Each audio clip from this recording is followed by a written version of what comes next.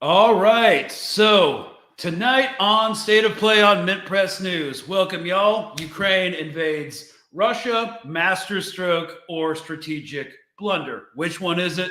Spoiler alert, it's not looking like the best operation. So, and I do have to say, as a preface, um, I'm always kind of frustrated reporting on this topic and giving an analysis because I'm totally baffled when I get called a tanky, which to me is absolutely absurd. If you know, you know, because I don't spend a lot of time condemning governments adversarial to U.S. imperium, but you have an entire corporate media apparatus to do that and manufacture consent for wars that never needed to happen. You know, like this one.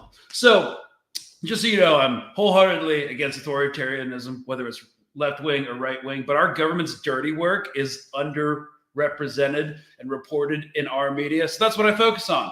And that's what Mint Press in general focuses on as well. But regardless of your political leanings, the strategic military reality is the strategic military reality. And that's generally apolitical. I mean, there's different ways you can interpret a data set to give yourself confirmation bias when you're looking at like the salient in this part of Ukraine. Yeah. Oh, I get called a tanky all the time, which as a black flag person is kind of crazy to me. But anyways, yes, data sets are generally apolitical, but how you interpret them based off your own political leanings, it can lead to confirmation bias and bad assessments. We're going to try to not do that here. Because again, the strategic military reality is a strategic military reality. And what are we looking at? So that's the approach we're taking tonight. So as apolitically as possible. Is this a masterstroke or a blunder? Well, I'll just say this. If you think that 2 to 3 understrength brigades with stretched supply lines can take and hold Russian ground into winter and the ceasefire negotiation season, well, I guess this might not be the editorial news show for you if you think that's what's going to happen. So this is going to be an expansive topic. We're going to look at initial mainstream coverage that started breaking last week because this operation began on the 6th. It didn't really start getting picked up until the 8th. And now we're 6 days into it on the 12th. And we're going to look at the progression of reporting by corporate media, then look at some strategic goals and what the strategic goals might be and are they achievable. What I mean by that, Ukrainian strategic goals in this regard. And we're going to then look at what some U.S. intelligence affiliated think tanks are pushing about this incursion. Like, what is the Atlantic Council saying about this? What's the Economist take? I mean, I'm not saying that the Economist is like linked to Western intelligence at all, but we're going to look at the Economist as well and some of their reporting. But first of all, before we get into it, and while everyone's still filtering into the live, we are an independent newsroom with no corporate sponsors, and we're demonetized on like everything, kicked off of GoFundMe. So we have to keep giving this annoying plug in order to keep doing what we're doing, which is Patreon. $5 a month if you want to support us. If you don't have that kind of scratch because it's 2024 and life's only going to get harder, just hit the like button and sends the live further up in the algorithm. Thanks, y'all, so much. Okay, so here we go. First of all, this is going to be the first reporting that I found. This is going to be from CNN, August 8th. And we're going to look at this and compare it to what we're seeing on the ground. What we've been seeing perhaps for 2 days now is one of the most significant incursions into Russia since the start of the war, and total silence from Ukraine on the record about whether their troops are genuinely behind it. In the past, we've seen Russian citizens volunteering to fight for Ukraine, making those short incursions into Russian territory. But this, if you believe the Russian narrative, is potentially the Ukrainian regular military striding 5 kilometers, 3 miles deep into Russian territory, possibly further. The target of much of the assault appears to be a town called Sudzha. Russia calling this a major provocation. That's the words of President Vladimir Putin, suggesting that the Ukrainians have been firing on residential areas, a bit rich after Moscow has been doing that in Ukraine for over 2 years. But he was... Yeah, of course they qualify that. Civilian targets have been struck, though.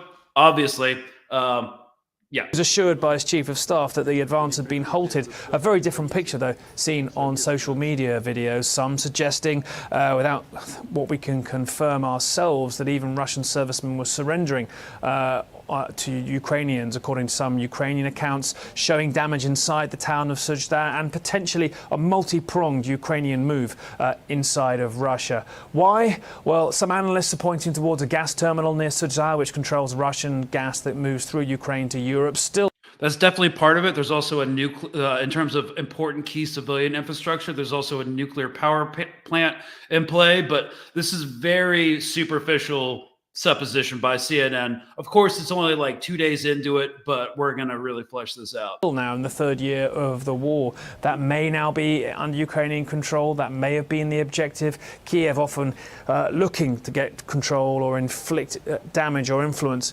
on Russian infrastructure. But it's also a rare moment of good headlines for Ukraine in a war where they've seen the Donbas front line find Russian forces moving forwards incrementally, deliberately. And now they're being honest. This is kind of one of the main strategic goals of this operation. I mean, there's not a lot of tactical gains, and we'll talk about like different ways to conceptualize military operations on this, because there's like 3 levels of conceptualization. There's tactical, like boots on the ground; operational, the entire battle space; and then strategic, which is like the geopolitical objectives of military action. So strategically, one of their goals is a PR win, because guess what? They kind of need a big PR win right now. So CNN's not wrong when they say like this is finally a good headline. It is objectively to suit their goals. But very steadily towards Ukrainian military hubs. It's been simply bad news for Kyiv for quite some time. Okay, so that's the initial reporting. It doesn't really give anything to the audience beyond Ukrainians pushing back. Finally, some good headlines, and yeah, that's really the extent of it. Now, if we look at other media and how they're reporting it, and I'm focusing the beginning of this episode on this because it's really important to understand like how most people's view of this conflict is manufactured and maintained. We're going to look at some of the information Forbes was focusing on through a subsidiary channel. And it basically is just sticking to like what elite units were involved in the operation and no details beyond that. Again, I think it's important. We're going to look at it. A column of armored vehicles rolling into southern Russia's Kursk Oblast on the third day of Ukraine's surprise attack into Russia confirms the involvement of one of Ukraine's best equipped and fastest moving brigades, the 80th Air Assault Brigade. The Forbes media outlet reported this. It is noted that a video that circulated on social media depicts a T-64BV or T-80BV tank, a UR mine-clearing vehicles, an IMR-2 engineering vehicle, plus BTR-80 and US-made Striker wheeled armored personnel carriers rolling past a busy Ukrainian mortar crew. Okay, so this is really not information that you need. What is interesting is they do have Strikers, which are U.S. armored personnel carriers. I used to have to do a couple of operations in Strikers when I was in Ranger Regiment. They're pretty low maintenance. They don't need a lot of gas. They're fast. They're a good fighting vehicle. And yeah, they were using, it's clear that they're using their best equipment and best troops for this operation. And we don't know how many of those they actually have left. So they kind of may be expending like surplus equipment that they don't have. All the vehicles are up-armored with anti-drone cages. Infantry crowd the top of the BTR-80. Forbes recalled that only the 80th Air Assault Brigade operates that mix of ex-Soviet and ex-American vehicles. Further confirmation is found in a separate video shot by a Russian drone depicting strikes on ex-German Marder tracked fighting vehicles in Kursk Oblast. The 80th Air Assault Brigade, like its sister unit, the 82nd Air Assault Brigade, apparently operates Marders alongside its Strikers. The Marders are heavy, the Strikers are fast. They suit the Ukrainian Air Assault Force's preference for swift but powerful attacks. And of course, this is why one of the units, this unit was chosen. This is not the most tactically important region. I mean, you do have the massive gas pipeline, which could be consequential, but I don't think they're going to turn it off and start using it to leverage diplomatic power with Europe. We're going to get into that. But yeah, I mean, this was kind of undefended because it wasn't the most important place. It was from a different front, and they got in there fast and quick before Russia could organize, at least at first. Now there's a pushback and there's some resistance happening now a few days later. It did take some time to mobilize, but this is why they chose to do a lightning raid in there, because can they hold ground with light infantry units? I'm not really seeing any tank units. We're not really seeing a lot of artillery go in there. So this is why people originally thought that this was a raid and not like an incursion where they're going to try to hold ground. But it looks like now they are. According to Forbes, the participation of the 80th Air Assault Brigade, one of the better Ukrainian brigades, underscores the scale of the Ukrainian operation just north of Ukraine's northern border with Russia. Forbes says that in the 29 months since Russia widened its war on Ukraine, pro-Ukrainian fighters have launched many raids across the border into southern Russia. Okay, so the footage we're seeing right now is reportedly, Russian soldiers being taken prisoner. I can't tell if it's a op or if it's real. I'm sure some prisoners were taken. It was a lightning raid. They were caught unawares, at least initially. So prisoners are going to happen.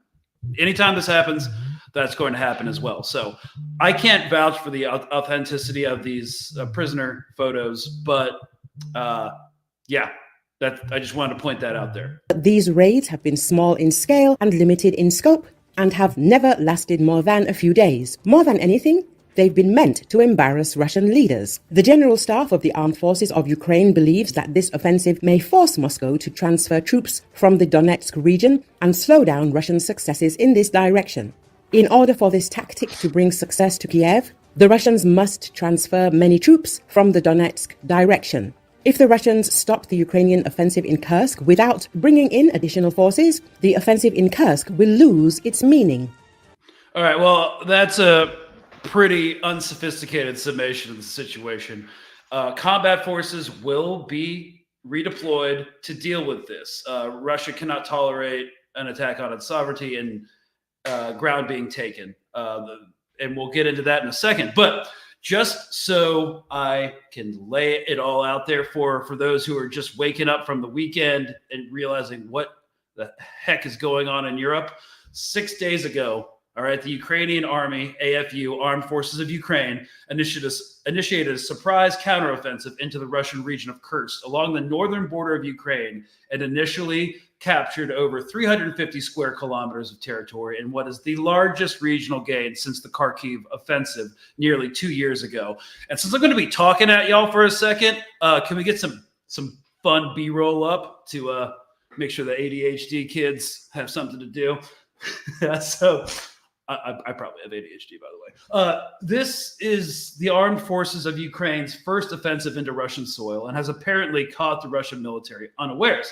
However, the salient question, see what I did there? The salient question remains, what are the goals of this brazen offensive? And just by the way, this B-roll footage is all from like Ukrainian Telegram channels. So there's going to be some Azov propaganda as well. I mean, it's really hard for us to get the Russian stuff because there's a barrier to access it on YouTube and stuff. But anyways, it's mostly Ukrainian.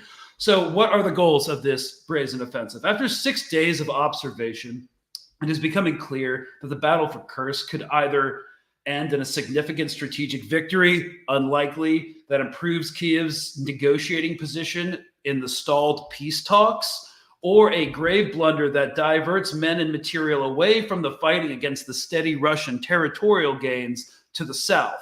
The Donbas is, after all, more valuable than the Kursk region.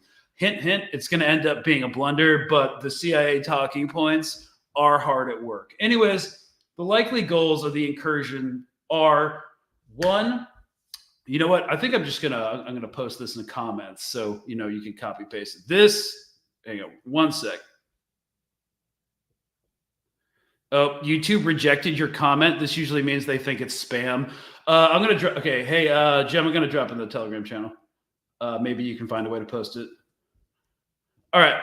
So the likely goals of this incursion are to stall the Russian initiative and territorial gains it has made since the start of 2024. Okay. 2, to win a much needed public relations victory and focus on a more positive narrative for Ukraine in light of Russian victories. This will be important both for the demoralized population of Ukraine and the Western politicians who have become leery of funding a losing proxy war. 3, to capture and hold as much territory as is militarily viable in order to strengthen Ukraine's diplomatic leverage in the event of resumed peace talks or a negotiated settlement. 4, to improve its leverage with the European Union by capturing the Sudza gas metering station, which they have. It's been confirmed in pro-Russian Telegram channels that they have control of the settlement of Sudza. Or, sorry, my Slavic pronunciations are horrible, but it's spelled down there. Gas metering station that pumps nearly 50% of all Russian gas exports to the EU. Since the destruction of the Nord Stream pipeline, it's possible that Ukraine may now threaten to turn the gas flow off in order to silence vocal critics of war like Hungary, which has vetoed several aid packages in Brussels, the seat of the EU, to send military support to Ukraine. So they can threaten energy supplies. Europe's already in an energy crisis. This is kind of a power move. How long can they keep this political leverage over the EU going? Will they use it? Also, does Ukraine want to shut off the gas? Because Ukrainian government does, the $1 billion of transit fees, apparently, according to BNE and Telenews, gets pumped through the gas lines from Russia to Europe, and Ukraine gets that $1 billion in transit fees. So is that something they'll do? I don't know, but they are capturing key infrastructure. They're now, according to one source, hang on, I'm trying to get this updated. Not only are they going for this gas metering this gas metering station, a lot of people think that this maneuver has a lot of advantage. Of course, one is maintaining a stronger position before the upcoming negotiations. Also, the Ukrainians are drawing back some of the Russian forces from their territory, thus slowing down the Russian advance. Is this true? I haven't been able to see it. It doesn't really matter. They will get this contained, and the Russian incursion into the Donbas will continue along that axis of advance. So, okay. And the cherry on the cake, apparently, is the nuclear power plant in the city of Kharkiv, to which Ukrainians have less than 50 kilometers less to get there. If we manage, one guy was saying, if we manage to capture a nuclear power plant, it will be huge. Actually, yeah. The Russians have a Ukrainian power plant in their possession, but one of the issues was we have footage in Telegram channels, I don't have it right now, of Ukrainian drones flying at this Russian nuclear power plant. I'm not sure if they were trying to hit it. I can't imagine they're trying to start a second Chernobyl, but they may have been targeting military sites and air defense systems around the nuclear power plant. I'm not sure. I haven't seen any confirmation of what those Ukrainian drone strikes near the power plant were. So first of all, I just got really distracted by a comment. What would you do if you're the head of Russian army, Ukrainian army? How would you prosecute this war? I would be using my position as a general staff officer to be pushing for a diplomatic solution, and then I'd probably get relieved of command by either government. So that's probably what would happen if I was a general officer in this conflict on either side. Because I have an intractable belief that this is a conflict that never needed to happen. But anyways, those are the 4 main strategic objectives that we can look at with this Kursk incursion. Main one is going to be negotiation and diplomatic leverage and PR, just a PR stunt. It's clear that Ukraine, already experiencing a military-wide manpower shortage, has committed significant resources and assets to the assault, including 2 of its best, as we saw before, equipped and fastest fighting brigades, the 22nd Mechanized Brigade and the 80th Air Assault Brigade. What at first looked like a typical lightning braid, as we were saying, meant to embarrass Russian military leaders, now appears to be a larger operation. So the AFU will try to hold this ground in order to shift Russian force dispositions away from the Donetsk region and go for a larger, much needed, as we've stated a couple times now, PR victory. So President Putin and Foreign Minister Lavrov have reiterated several times during the failed Swiss peace summit in June that Russia is open to a ceasefire deal, but Kyiv would have to take into account, quote, the realities on the ground, implying that Ukraine would have to cede territory controlled by the Russian military. By holding territory in Kursk, Kyiv hopes to flip the script, seeing that President Zelensky said last week on X that, quote, our unwavering goal is to prepare a real foundation for a just end to this war already this year. And it is possible. So it's very conceivable that they are trying to take ground in Kursk, take key civilian infrastructure, gas metering station, nuclear power plant, and use them as bargaining chips for upcoming ceasefire negotiations. The problem is they have to hold on to them for months. Is that possible? I mean, they're losing ground in Donbas, the Donetsk region, all along that axis, all along the salient. Can they hold ground here? I think it's kind of a gamble because they're moving their force dispositions to do a lightning raid into this region, hope to hold ground in the north, get the Russians to send up a force large enough to defeat or push back the Ukrainian force, thereby depriving the southern salient of needed resources to advance. The real question is, and I'm just going off open source information, is will the amount of forces being drawn up from Russia, from the Russian front, be composed mostly of combat troops, or are they going to send in reserve forces? It looks like it's a case of both. They're sending in both reserves and active combat units because there are different types of vehicles. Like we're seeing tanks without as much like of the turtle cover or the drone cages, which get put on over time. A lot of them are put on by the troops, so they may be newer vehicles or soldiers that haven't been to the front yet. So we're seeing a mix of both combat and reserve troops. So now, so it's clear, you know, what I was trying to say and get to is that in order for this to work, and not just for it to be a hollow PR stunt, they need to hold the ground.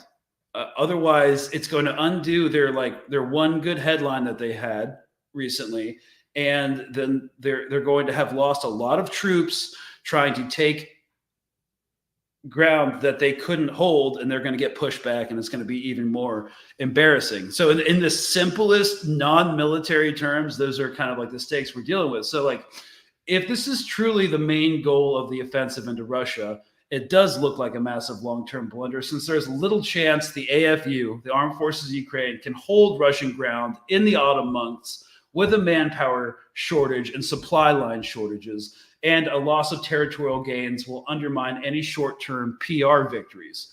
You know, so we already know what Putin's response is when it comes to like the negotiations. So Zelensky said he hopes to end the war with an equitable arrangement, a just arrangement by the end of 2024. But today, Putin's saying this. They're trying to improve their negotiating positions in the future.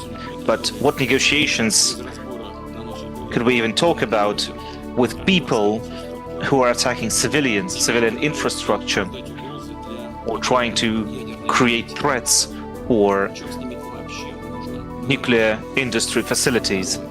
What is there to even talk about with them of the Ukrainians? They're trying to improve their negotiating positions in the future. But what negotiations could we even talk about with people who are attacking civilian infrastructure, or trying to create threats for nuclear industry facilities. Wait, am I going crazy, or did like that Dawn news clip just repeat the same exact thing, or is Putin repeating himself? I don't know. But yes, I think you have a public position from the head of state of Russia that they're not going to allow this, at least for the moment, to improve Ukraine's negotiating position. So I don't think I played it twice, man, unless I downloaded it twice. Okay. I'm really bad at technology, so I'm sorry if I played it twice. Now, is this even viable? I mean, that's the real thing. So we've looked at how the media is reporting it. Now, I wanted to get into what the MIMAC, the military industrial media and academic complex in America, is making about this. We've watched the media reports. They're kind of making it seem like this daring lightning raid that's strategically and operationally viable. It's going to like be a game changer. Ukraine now has like a negotiating lever for upcoming settlement talks. So that's the media. But now let's look at what some of these U.S. intelligence affiliated think tanks are saying, because they also are part of the manufacturing consent for the military industrial conflicts and interventionism around the globe. So going to really quick pull up the Atlantic Council. They're like, I'm not sure which one is worse. You can say in the comments section what you think. Is it the Rand Corporation or is it Atlantic Council? I'm not even sure. Okay, so here, can we make that bigger and me smaller? All right, so Ukraine, this came out yesterday. Ukraine's invasion of Russia is erasing Vladimir Putin's last red line. So basically, there's been this big narrative in the media. Also, I don't have time to play everything, that Russia's desperately trying to play down how big of a game changer this operation is. And, they're trying to control the panic within the Russian military. From my perspective, that's completely absurd. It's a raid with like 2 brigades, a few thousand men. Okay, they're probably going to get pushed back. So because they're getting pushed back everywhere else, it stands to reason. Like, you don't need to be the biggest like strategician to think that that's a very likely outcome. Peter Dickinson, yeah, he's on the. We're looking at the Eurasia Center. And the Eurasia Center's mission is to enhance transatlantic cooperation and promoting stability, democratic values, and prosperity in Eurasia, from Eastern Europe and Turkey to the West, Russia, Central Asia, and the East. So Eurasia Center, oh boy. All right. So Ukraine's summer offensive is a watershed moment in the current war and a historic milestone in its own right. For the first time since World War II, see, they're framing this in a big tradition of resistance movements. For the first time since World War II, Russia has been invaded by a foreign army. Initial reports indicate that this ambitious operation, hey, I'm not going to lie, it's friggin' ambitious, but it might be a little bit too ambitious, was prepared amid great secrecy over a period of months. Based off of what Western leaders are saying, it wasn't prepared in that much secrecy. It has NATO's fingerprints all over it. So this was definitely not a rogue operation. Ukraine managed to catch the Russians completely off guard, with Ukrainian forces advancing tens of kilometers. Okay. Now, I think we're just going to skip to the manufactured consent. Here we go. Ever since the Russian invasion of Ukraine began in February 2022, the international response has been hindered by fear of escalation. Western leaders have allowed themselves to be intimidated by Putin, who has used thinly veiled nuclear threats and frequent talk of Russian red lines to restrict the flow of military aid and convince Ukraine's partners to impose absurd restrictions on the use of Western weapons inside Russia. I mean, there's really not been that many restrictions, dude. We're giving them F-16s, we're giving them HIMARS, we're giving ATACMS ballistic missiles. Like, what restrictions? We're not giving them nukes, but everything else. I think they're really concerned about like how the 60-day period where the Ukrainian aid package didn't pass Congress. because they attached it to aid for Israel in the Gaza war, and it was just too complicated of a bill. And so this is kind of what they're trying to prevent in the future. Because look, all these the politicians read think tank articles, because no one can be a subject matter expert on every contingency, every conflict, every area that is in the world that they have to make policy decisions on. So Atlantic Council is one of the publications that politicians, lobbyists, political operatives read. And this is the academic portion of the manufacturing consent. So this is why we're kind of going through what the Atlantic Council is putting out about this. Ukraine's offensive, and you'll see how didactic it gets. It's like an instruction manual for politicians. Ukraine's offensive is now posing serious question about the credibility of Russia's saber rattling and the rationality behind the West's abundance of caution. So they're saying, hey, don't be cautious anymore. After all, the Ukrainian army's current invasion of Russia is surely the reddest of all red lines. If Russia was at all serious about a possible nuclear escalation, I don't think they are, mutually assured destruction, this would be the moment to make good on its many threats. In fact, Putin has responded by seeking to downplay the invasion while pretending that everything is still going according to plan. I don't think he's pretending that everything's going according to plan. I've gone through transcripts. I haven't seen anything about that. I do think the entire establishment is downplaying the operation because based off the scope of it, it doesn't look like it's a big sensation. It just seems like an incursion that's not built to last. So in his first statement following the start of Ukraine's invasion, Putin euphemistically referred to it as a large-scale provocation. Yeah, I mean, it's not the most powerful political stance. Putin saying, you know, condemning people for invading another country in light of the main global perceptions of what's happening in the Russia-Ukraine conflict, but it is a big escalation in what the Ukrainian military is doing. So a phrase that seems specially tailored to disguise the gravity of the situation. The Kremlin then declared a state of emergency in Kursk Oblast, which was subsequently upgraded to a terrorism operation. Okay, so Russian propagandists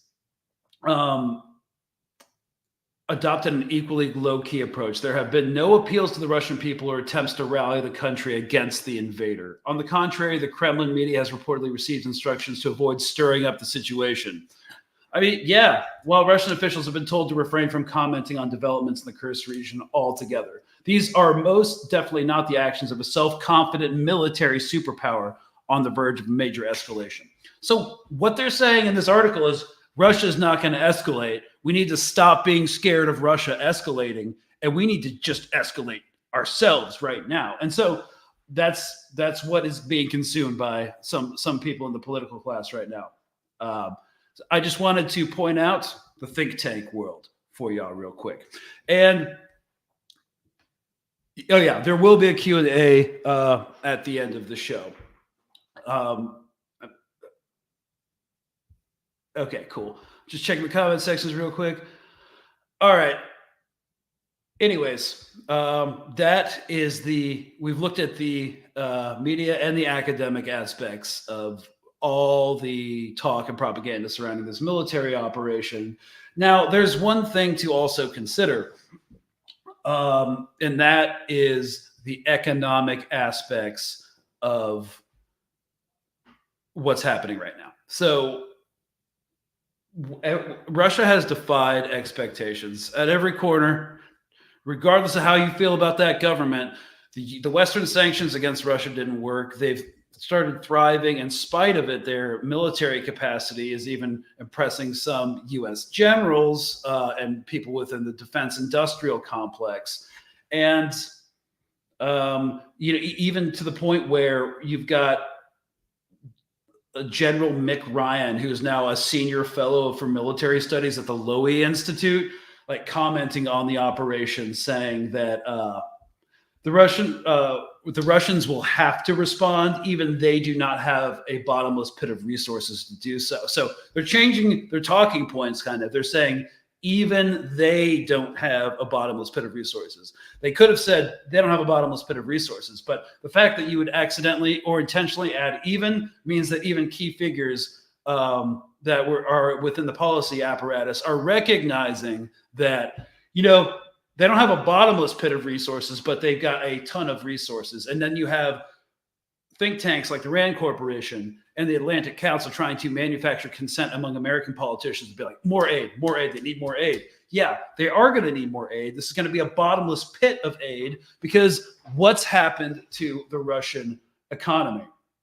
Now, if we look at a news article from today from a publication like The Economist, which also is in the media and I would say academic also bracket of manufacturing consent, they are starting to change their tune a little bit just to basically preserve their journalistic integrity. So they've really changed their tune on how they report about Russia's economic status. So Vladimir, this is from yesterday evening. Vladimir Putin spends big and sends Russia's economy soaring. Okay, that's true. And then, of course, it has to ask, how long can the party last? Well, apparently the ruble was supposed to collapse in 2002, so it might last a little longer. I mean, according to The Economist. So, yeah, this year Russian GDP is expected to rise, and this is from an adversarial economic publication. This year, Russian GDP is expected to rise by over 3% in real terms, faster than 95% of rich countries. Yeah, I think the World Bank just classified Russia for the first time as a high-income country.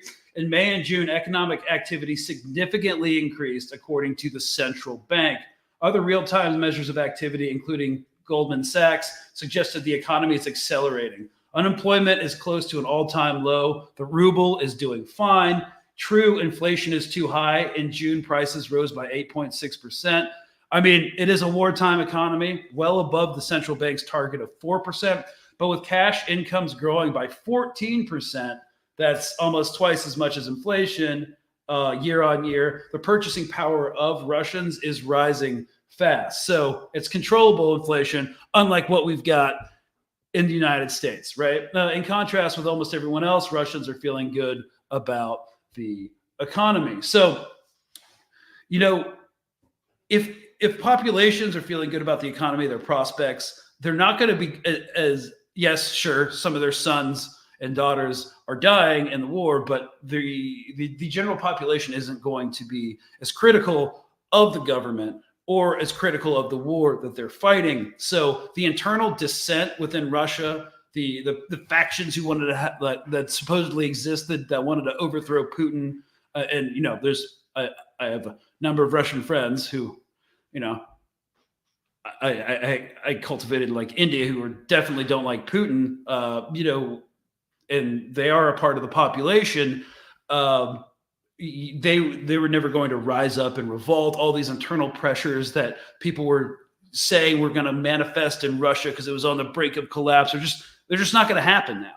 They're not going to happen. And so when you look at something that is happening, like this conflict, this war in Ukraine, and you look at the devastation to the Ukrainian economy, the rampant corruption, which isn't just a Russian talking point. It's a real thing, just like in a lot of Eastern Bloc countries, and just like in, what are we talking about? In our country too.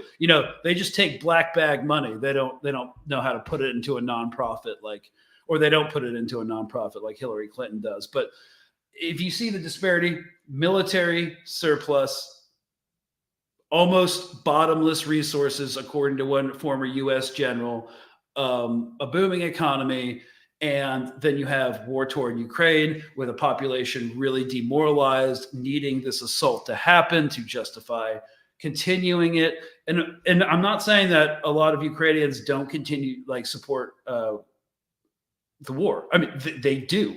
You just look at the Telegram channels and you look at the YouTube channels that, with all the comments that there's a huge portion of the population that does support the ongoing military action and doesn't want to negotiate with Russia. But there is this disparity in quality of life that's going to come into the strategic picture as this goes forward. And I'm not sure how they can kind of square that. We're just going to keep throwing money at this endlessly. and it's not going to stop, because one of the big problems is the West collectively. I'm amazed. What I mean by the West is America and its European vassals, because Europe's failing. It's like melting and evaporating in front of our eyes. One of the things we can't at this point be seen to do is look weak. This is like the final weakness, like withdrawing from Afghanistan, now a failing at a proxy war in Ukraine. Like they can't, the war hawks in Washington will never give this up. So when people talk about like a frozen conflict, that is an option. That's an absolute option. And then China is strengthening alliances with Russia. That's their worst nightmare. And yeah, Europe has become so pathetic. And the one thing about Donald Trump is he says he wants to defund NATO. I'm not sure if he ever will. I think it's just a talking point for his anti-globalist base, but we'll see. We'll see. Yeah, I think, let's do an expanded comments section and focus on military stuff. So here we go. So many Ukrainians in the Netherlands, mostly fighting age men and their hot bimbo girlfriends living in a middle-class life. Also lots of sneaky wolf's angel and black sun tattoos on the boys. Well, there are last figures I heard that there were 600,000 Ukrainian military-age males living in diaspora because they don't want to fight. And we are seeing videos, and we have been for months, of black van goon squads going and wrapping up military-age males on the street for military conscription in the Ukrainian army. Where in the Russian army, you see the Russian Defense Ministry raising salaries and incentives for soldiers to join, raising benefits. And so there's a complete disparity in between the health of one recruiting system and the dysfunction of another recruiting system. And so they have been trying to put in legislation to extradite. Well, I'm not sure if extradite's the correct term, but get these people's visa revoked so they have to return back to Ukraine so they can be enlisted to fight. Did Russia destroy the nuke plant? I heard it was on fire. The nuke plant is not destroyed as of right now. Some drones got pretty close to hitting it, and they may have hit some outlying buildings. If you want to follow a pretty reliable Russian Telegram channel, I would suggest Rybar in English. So Rybar in English. Okay, posting it right there. There's footage on there of the actual Ukrainian facility because it's on Telegram and I didn't pre-download it. I can't show you guys. It looks contained and it doesn't look like we're going to have a Chernobyl yet unless someone starts shooting like howitzers into like the cooling apparatus of the nuclear facility. So, news. Okay. Yeah. News, just a PR victory for the Western media. Yep. And they're going to keep making the most out of this thing for a while. So I don't think that's going to stop anytime soon. Let's see. How is the economy soaring? Oh, okay. Well, you know what? We're just going off reporting and statistics. But the thing is, the sanctions haven't worked. They've worked on their industrial base, and they've started cultivating trading relationships with other countries in the global south. And yeah, they're no longer as reliant on, the West. And this is one of the main consequences of the war in Ukraine, is that it's leading a lot of these countries, these that are seen as traditional adversaries to the United States, to start making moves to break free of the dollar, the economic vice that the United States and neoliberal institutions like the IMF and World Bank have on other countries around the globe. So getting off the dollar, it's going to take a freaking long time, and it's a huge inconvenience.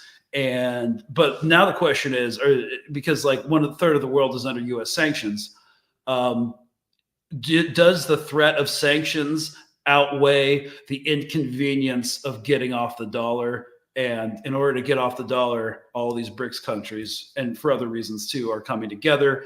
Like the war in Ukraine, the ongoing belligerence in the Middle East, the unconditional support of Israel, the sanctioning in Venezuela, is kind of making everybody realize that U.S. control is loosening. We no longer have the power projection that we had in the 90s. And it's becoming clear that the inconvenience of getting off the dollar is less than the pain of the threat of sanctions. So don't worry, Greg. I'll make sure they play Toby Keith at your funeral. That's not what's going to be played at my funeral. I hate that guy. I know this is off topic, but I don't listen to pro-cop country. All right. Fascist country is not my thing. You know, I grew up in Texas around a bunch of rednecks, and I never knew like a bunch of good old freaking country boys and law enforcement in the same place ever leading to anything good or reacting well. But I think after 9/11, all these friggin' like cocaine cowboy country, anti-fascist, anti-war country artists started getting real fash and real pro-cop and pro-war. And, you know, 9/11 was the worst thing that ever happened to the country. So please don't play Toby Keith. I'll do like Ray Wiley Hubbard or something, you know. Okay, anyways. This war is 100% coming. America and its vassals lost the economic war against BRICS. I mean, there's still a lot of impetus and momentum behind the United States economic machine. The United States is not going to disappear as a power anytime soon. But yeah, it's definitely losing momentum. All the U.S. has is a big stick. They're rearing it to use to perpetuate their world hegemony. We're effed. Okay, first of all, yes. The thing is, the U.S. military machine still has a lot of juice, and we still have a lot of hard power. It's not what it used to be. And you can see like the cracks beginning to form. When we talk about U.S. hegemony, I, as an ex-military person, just like look at the massive recruiting crisis that the United States military is having, because Gen Z watched us millennials go to war for 20 years over some BS with horrible PTSD, suicide rates. They see the VA hospitals falling down.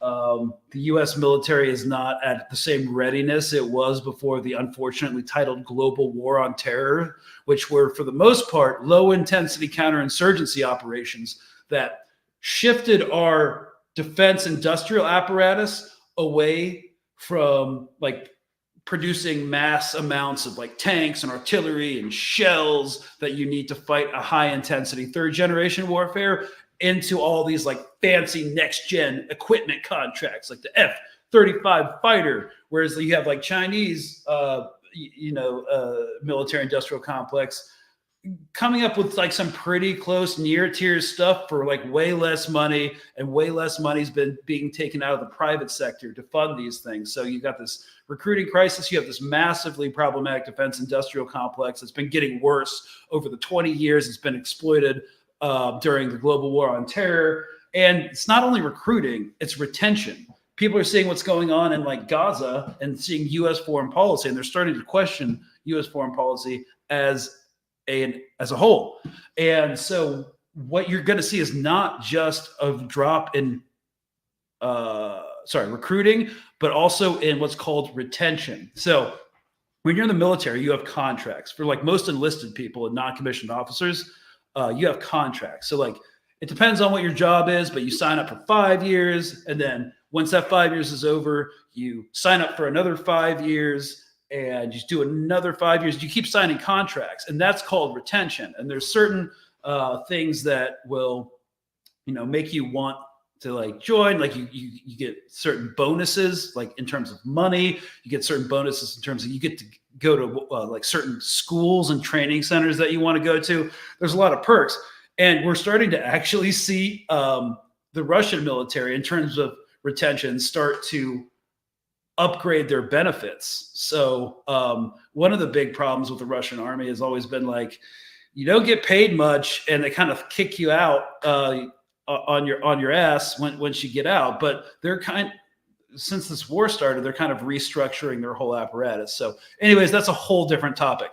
But yes, you're going to also see retention. So these guys are not going to re-enlist. You're going to lose guys and gals and non-binary pals with like 5, 10, 15 years experience. They're not going to re-enlist. You're going to lose all this skill. And it's not just recruitment. It's also retention. So can't fight wars if nobody wants to fight them, unless you want to try to institute the draft. And that ain't going to fly, partner. So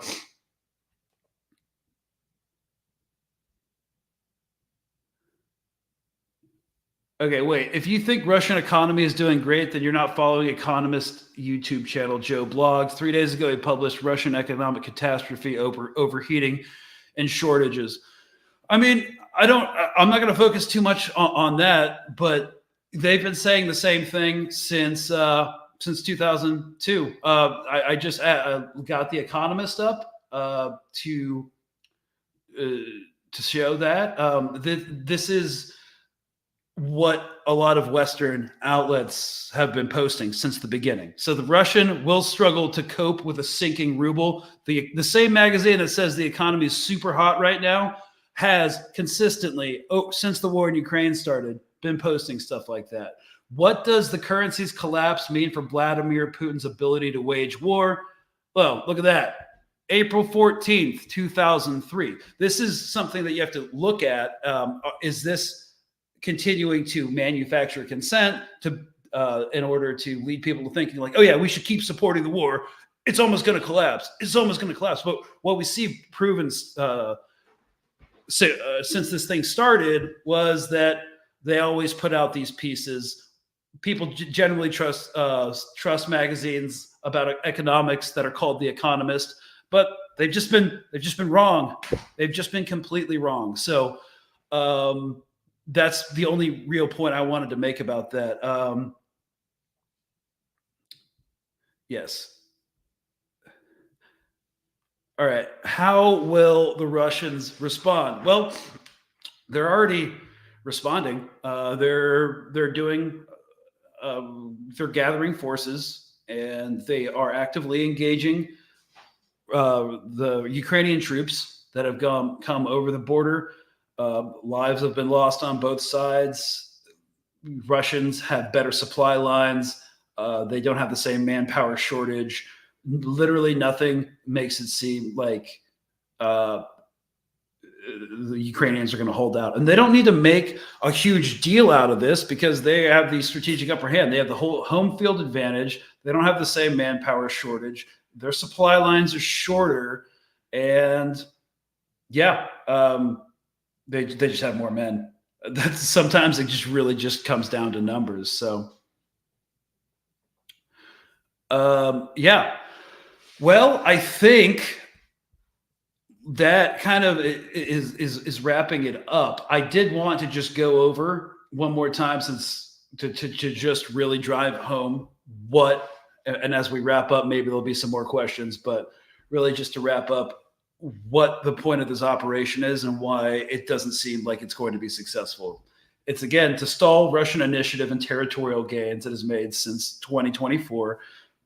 This may happen briefly, but there's no reason to believe that those gains, once this situation is controlled in Kursk, why they wouldn't continue. Two, to win a much needed PR victory. This kind of PR victory reminds me of the Israeli PR victory when they rescued 4 hostages. And they're like, look, we rescued these hostages. We're going to get all our hostages back now. And it was a PR victory until people started to realize, oh crap, all the hostages are going down below the tunnels now, and we're not going to be able to get them out again. So yeah, they did this operation. It scored some points in the media, but was it conducive to their operational and strategic goals? I don't know. I'm getting Gaza hostage rescue operation vibes from this one. I don't see the cost benefit analysis working out for them right now. So to capture and hold as much territory, third, as militarily viable in order to strengthen Ukraine's diplomatic leverage. Doesn't seem like the Russian foreign ministry is going to respond too well. Putin, we've seen a clip of him saying that they will not negotiate. They're not going to just let this ground get taken. They're going to do everything they can to take it back. And how is the Ukrainian army supposed to hold on with 3 brigades? We'll see what happens, but they don't have enough time to like entrench, create like massive defense in depth before the Russian army is pushing up against it, because they're already in contact right now as we speak. And to improve its leverage in the EU, don't think that's going to happen either. So yeah, I'd say I'm going to risk my reputation and say that this is going to eventually be seen to be a blunder in the coming days. The mainstream media is going to hold on to this for a couple cycles. The fighting is going to continue for some time, and it's going to end up being a big old nothing burger. It might actually get an aid package through, because I think it's very likely you're going to start seeing diplomatic language within the U.S. government saying things like, we need more aid packages so Ukraine can solidify their holding in the Kursk region. So that's something we should definitely look out for. And beyond that, I don't really see like anything else. Anything else you guys want me to cover? Let's see.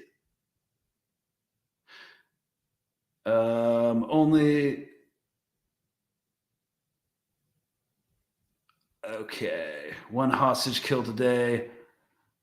2 injured. Okay. Bourgeois economists are unreliable. Yeah, why is that? It's mostly, I'm not a Marxist-Leninist, but yeah, it's mostly because they want to maintain and conserve their position. And so, yeah, they suit their own interests and they own the newspapers. And that's why they're completely unreliable. And, who would want to fight for Harris and Biden? Just to round this one off, probably not. A lot of the military these days is mostly conservative. I was a self-described liberal when I joined the military, but of course, liberals, as we now all know, are just as prone to hawkishness as warmongering as every conservative. But I don't think a lot of good old white supremacist country boys are going to want to serve under a Harris and Walz administration. Yeah, the U.S. empire is in decline more rapidly than I thought. I think like it may even be done being an empire by the end of our lifetimes, like another 50 years. I don't think I'm going to make it 50 years. I've had a lot of hard years, a lot of city miles in my early 20s. I think that took off a disproportionate amount of years, but you guys might see it. The question is whether or not we will survive as an empire, because the thing about empires, all empires fall, but will we survive as a polity, as a group of people? And that remains to be seen. So thanks y'all so much for coming on. Let me know what you think about the extended Q&A section. I just kind of wanted to address some of these questions that were coming out about the Russia-Ukraine debacle, we'll just say. And I hope to see y'all next time. We're going to be doing Thursday at 5 p.m. Eastern Standard Time, just like every other week. See y'all in the next one. And yeah, just keep on keeping on. It's 2024. It's going to get worse before it gets worse.